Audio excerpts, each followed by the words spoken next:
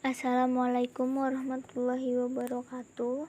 Kami dari kelompok 6, Program Studi Pendidikan Guru Sekolah Dasar.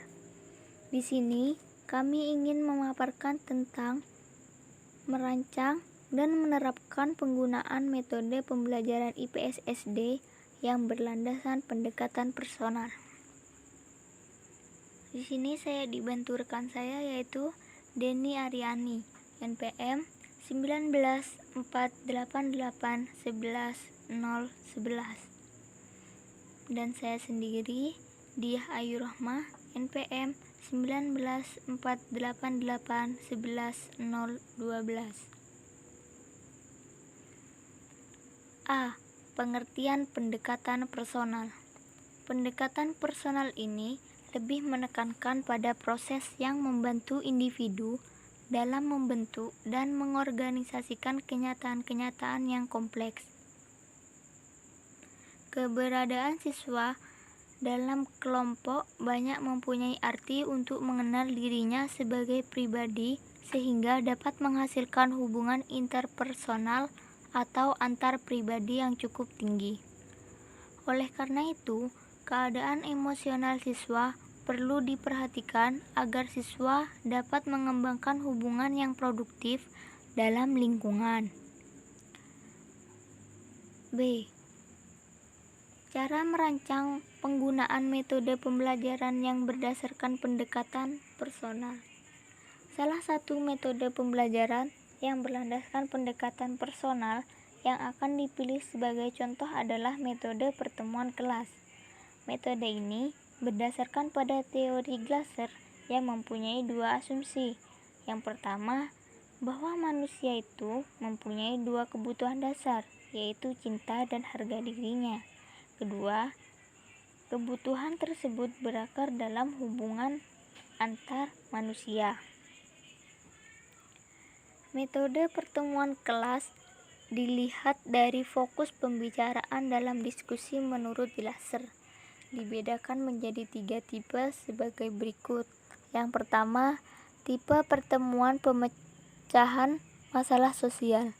Dalam pertemuan ini, siswa berusaha mengembangkan tanggung jawab untuk belajar dan berperilaku dengan jalan memecahkan masalahnya sendiri.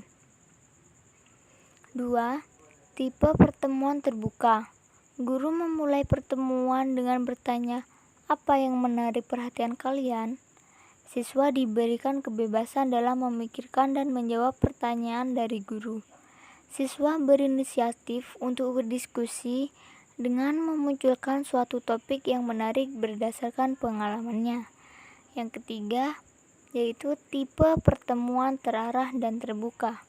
Pada dasarnya sama dengan tipe kedua, tetapi permasalahannya diarahkan kepada hal-hal yang sedang dipelajari siswa. Di sini ada beberapa pedoman guru dalam menerapkan metode pertemuan kelas, antara lain yaitu yang pertama, guru mengarahkan interaksi dalam kegiatan belajar mengajar. Kedua, kepemimpinan guru sebagai penengah. Yang ketiga, dalam tahapan tertentu, guru harus mendorong siswa untuk berinisiatif.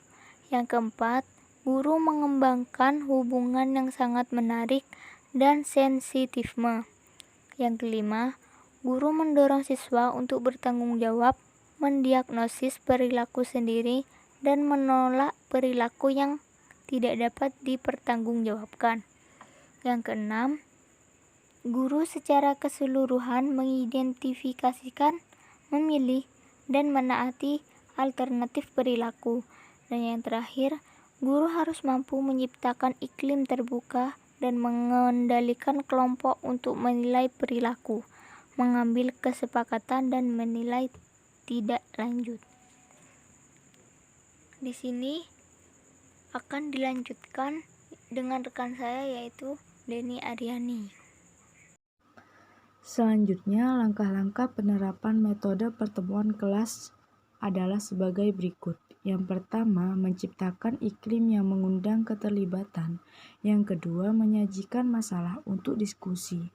Yang ketiga, mengembangkan pertimbangan nilai pribadi. Yang keempat, mengidentifikasi alternatif tindakan. Yang kelima, merumuskan kesepakatan. Dan yang terakhir, perilaku tindak lanjut. C. Menerapkan penggunaan metode pembelajaran IPS SD yang berlandaskan pendekatan modifikasi personal. Sebagai contoh, kita ambil kurikulum sekolah dasar kelas 5 semester 2. Yang pertama, kompetensi dasar. Kemampuan memahami perjuangan para tokoh yang melawan penjajah dan tokoh-tokoh pergerakan nasional. Yang kedua, pokok pembahasan atau materi pokok. Perjuangan melawan penjajah dan pergerakan nasional Indonesia. Yang ketiga, hasil belajar yaitu ada 2. A. Mengidentifikasi tokoh-tokoh penting pergerakan nasional, tokoh-tokoh dan tokoh-tokoh perjuangan setempat. B. Mengidentifikasi peranan Sumpah Pemuda 28 Oktober 1982 dalam mempersatukan Indonesia. Yang terakhir, indikator. A. Membuat ringkasan riwayat hidup tokoh-tokoh penting pergerakan nasional. B. Membuat laporan tentang tokoh perjuangan yang ada provinsinya. C. Menceritakan peristiwa Sumpah Pemuda. D. Menceritakan peranan masing-masing tokoh dalam peristiwa Sumpah Pemuda 28 Oktober 1928. E. Menceritakan peranan Sumpah Pemuda 28 Oktober 1928 dalam mempersatukan Indonesia. Setelah guru-guru memahami hal-hal di atas, maka langkah selanjutnya adalah sebagai berikut. Yang pertama, menciptakan iklim yang mengundang keterlibatan. 2.